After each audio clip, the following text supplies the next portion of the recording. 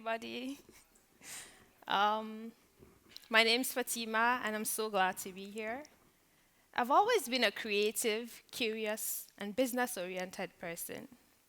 As far back as I can remember, in primary school, I used to be that kid that spent their lunch break drawing clothes in a boutique and just imagining that I would one day own. Playing with Barbie dolls was something I was known for, and I never really stopped playing with Barbie dolls until I got to grade 8, which is considered late for most girls, or at least the girls I grew up around. Now, you see, the way that I played with my dolls was different, though.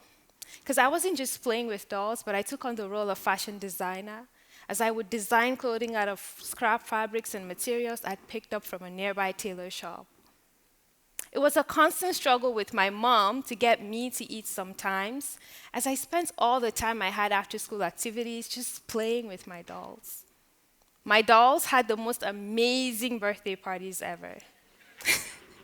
Even with human beings as guests, it was really lovely, and I miss those days. Um, Here's a picture of me at a Barbie store. I'm still very happy to play around Barbies till this day. I was that kid that sold and could sell you almost anything. Talk about me selling Scooby snacks inspired by Scooby Doo the cartoon to kids on my street, and later on getting into a church's convenience store opposite my house. Till this day, I cannot understand how they even listened or agreed to buy into the idea of selling snacks for me. I must have been 9 or at most 10 years old. I sold scarves for a commission. I sold my father's old newspapers to a street food vendor. I tutored my classmates in primary school for a fee. And then I went on to start a school with my older sister all before getting into high school. So where I grew up, we had kids around us who couldn't really afford to go to school. So back then, day-to-day schools were a thing, and so the kids who did not have the privilege of going to school every day like I did would attend these for some sort of education. Typically, schools like that were cheaper, but had no solid curriculum. Think of it as a pay-as-you-go phone. My sister and I, with a few friends, thought, why don't we start a school? Our idea was simple. We go to school, we learn, and then we came back and taught it to the kids. So whatever we learned was what they learned, and so we had a solid curriculum. And then we charged them a quarter of what daily schools charged them because we literally had no costs. The major difference to a proper school was we could only teach it 4 days a week, and mostly in the evenings because we had other commitments. Now the parents were really excited. And you know how far word of mouth goes. Before we even knew it, we were in business. And it was really good because it kept us really busy. And no, these weren't things I did because I had so much free time. I was genuinely passionate about each and everything I ventured into. Of course, I probably did not see it as business back then, but looking back now, everything I am and continue to be is not a coincidence. Looking back at every single business I did at a young age, I realized I was just very good at recognizing gaps and just wanting to fill them. From playing with Barbie dolls to pretending to be a designer and just selling stuff, it was only natural that at some point I will get into the fashion business. Now, you see, my father's dream for me was different.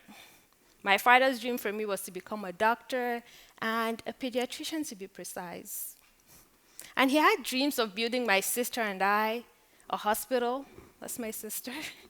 And it was all a beautiful dream until we got to grade 11. I got to grade 11 and took biology and realized it was all a dream that could not be actualized, at least for me. Because my sister has gone on to become a doctor, and yeah, I can't imagine myself as a doctor. I had a hard time deciding what I was going to do after high school, and I even considered becoming an air hostess. Now, if you know African homes well, then you know that did not sit well with my father. I remember calling him on the phone and just suggesting that as a career option, and he was just silent for minutes.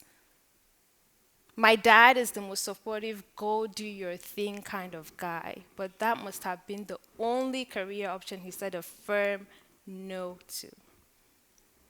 Somehow I ended up coming to McMaster to study commerce. 4 years in, I find myself in entrepreneurship class, aka 4SE3. And I remember having a presentation on what is now my business.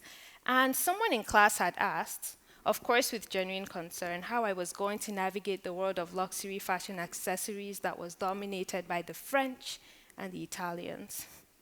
That was really all the ginger I needed, because that was the status quo. But baby, I was born to change things. Growing up, I enjoyed watching a show called Life in the Fab Lane with my dad, and I loved Kimora Lee Simmons. I must have casually mentioned to my dad how much I wanted to be like her, and for all I knew, Kimora is female, and so I could do it. I lived in Nigeria, I was a lot younger, and I did not care about all the limitations there are, and thank God for innocence, I did not think my skin color was a problem. Everyone around me looked the same. So imagine my shock when I got into business and realized not only is it harder being female, but being black and Muslim? Yeah. I was a bit naive when I got into business, and I did not think about all the things that could work against me. The racism, the sexism, and even ageism.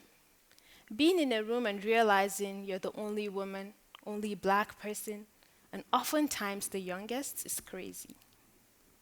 Heck, someone even asked me why I thought it was okay to charge the prices I did for my purses and said, "You're not Gucci." And he was right. I'm not Gucci, and I wasn't even trying to be. But he is a fan of my brand today. Now that's a photo of a shoe and a bag, and they are not Gucci.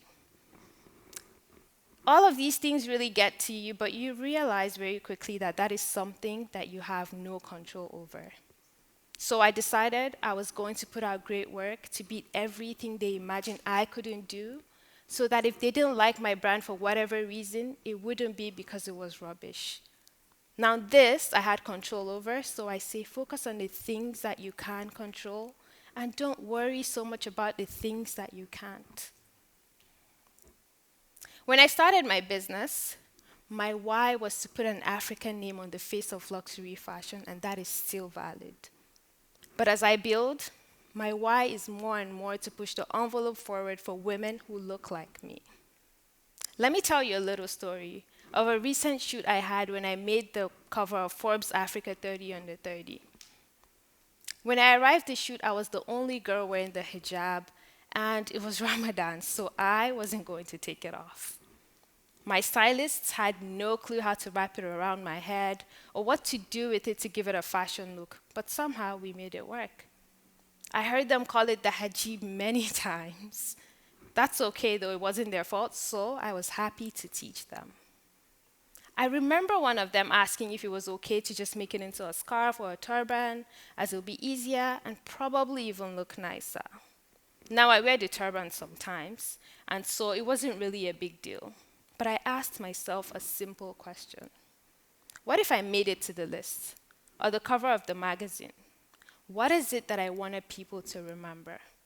And right then, with intentionality, I declined the turban offer and decided to make it a hijab. At the very core of my existence, this is who I am, a Muslim girl with Islamic values.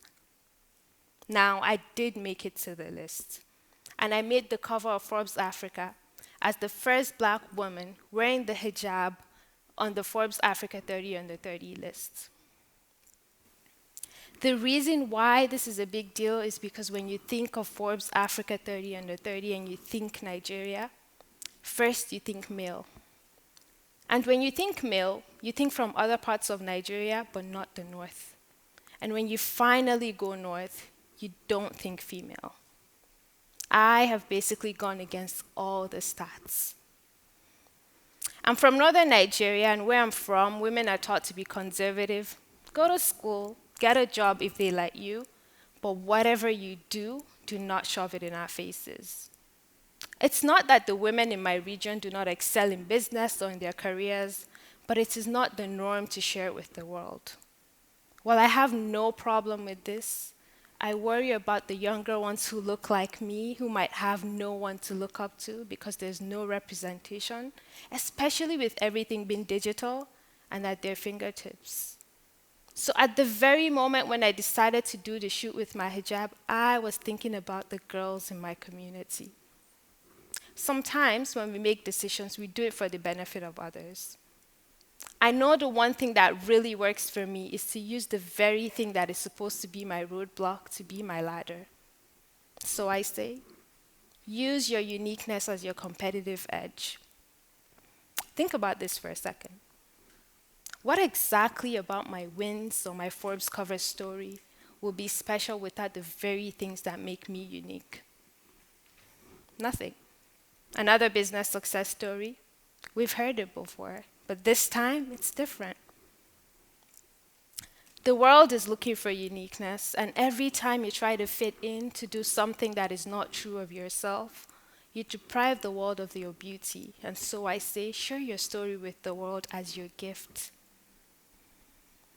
I strongly believe that one of the biggest reasons why people conform is the fear of judgment, the fear of what people will say or what they will think. But the reality, that is beyond our control. What we can control, however, is showing up as our true selves and expressing who we truly are.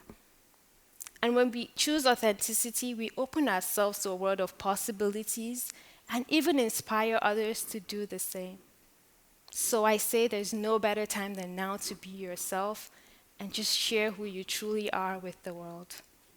I have been privileged to stand before you here because I have shared my story. So I say, own your story, share it with the world, and have them celebrate you. And finally, thanks for coming to my TED Talk.